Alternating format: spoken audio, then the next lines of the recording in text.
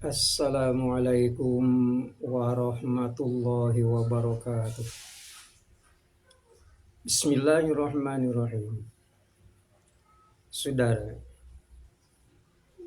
salah satu hadis Rasulullah Shallallahu Alaihi Wasallam yang sangat populer dan sering dibahas oleh para ahli, para mubaligh, para kiai, berbunyi innama bu'istu liutammima makarimal akhlak. Aku diutus hanya untuk menyempurnakan akhlak. Kalimat ini menjadi begitu penting karena di dalamnya ada satu misi yang dibawa oleh Rasulullah Shallallahu Alaihi Wasallam. Di dalam gramatika bahasa Arab, innama masuk ke dalam kategori adatu hasrin, dalam artian melokalisasi masalah. Kalimat innama bu'istu li utammima makarimal akhlak artinya tugas Rasul adalah menyempurnakan akhlak. Kalau yang namanya menyempurnakan akhlak, artinya akhlak itu udah ada.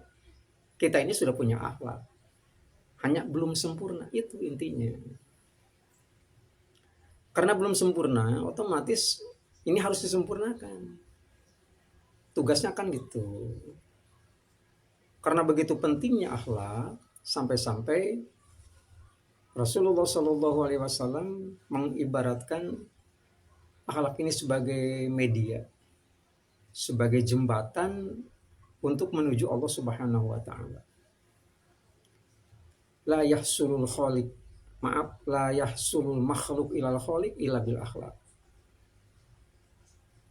Ini kalimat sederhana, la yasilul makhluk ilal khaliq illa bil akhlak.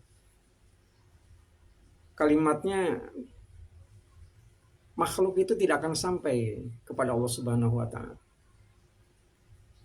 Manusia tidak akan sampai kepada Allah Subhanahu Wa Taala kecuali menggunakan kendaraan, menggunakan media. Kendaraan yang dipakainya adalah bernama akhlak. Tentu yang sering dikaji adalah bahwa akhlak itu sendiri kan banyak. Kalau dibagi ke dalam muatannya itu ada akhlak baik, ada akhlak buruk. Tapi ragam daripada macam-macam akhlak itu begitu banyak. Yang ingin saya sampaikan pada kesempatan ini adalah bagaimana fenomena hati kita saat menghadapi masalah. Saat kita dirundung satu kesulitan, satu musibah, satu fitnah, apapun namanya yang ketidaknyamanan pada diri kita, itu kalau kita kan menganalisisnya, ini kira-kira ada penyebabnya apa. Tidak serta-merta apalagi menyalahkan Allah Subhanahu Wa Taala, kan itu tidak mungkin.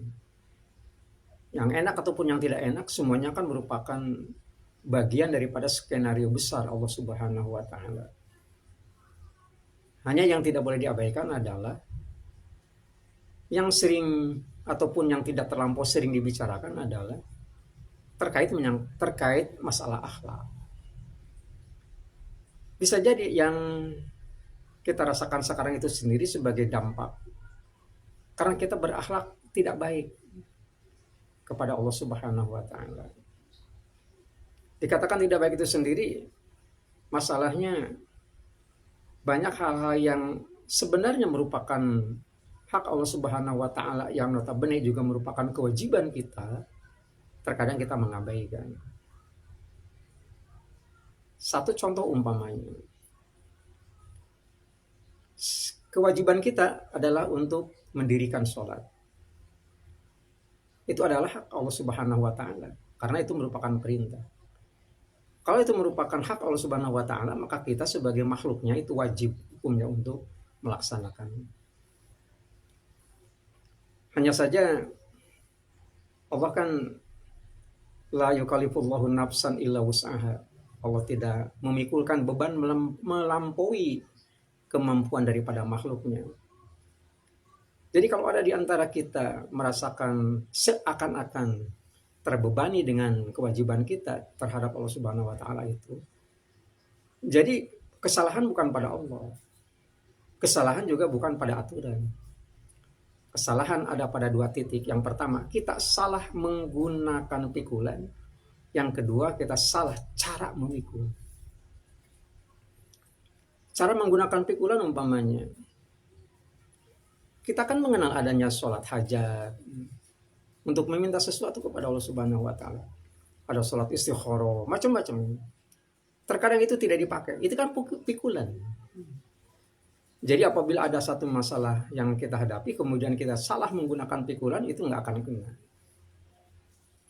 Kalaupun umpamanya kita menggunakan pikulan, bisa jadi salah cara memikul. Cara memikulnya begini, umpamanya kewajiban kita adalah mendirikan sholat. Kita coba mendirikan sholat itu kan sudah menggunakan pikulan, tetapi salah cara memikul. Dikatakan salah cara memikul karena sabda Rasulullah SAW berbunyi begini, man ta'awwada ala ta'khiri sholat, rajulun aw imra'atun falyatahayya li ta'khiri fi kulli umri hayati. Siapa saja yang biasa menunda-nunda waktu sholat, maka bersiaplah untuk ditangguhkan segala urusan hidupnya. Dirinci oleh Rasul, wazifah, karir kita, zuwaj, malah jodoh dan sebagainya. Itu artinya salah cara memikul.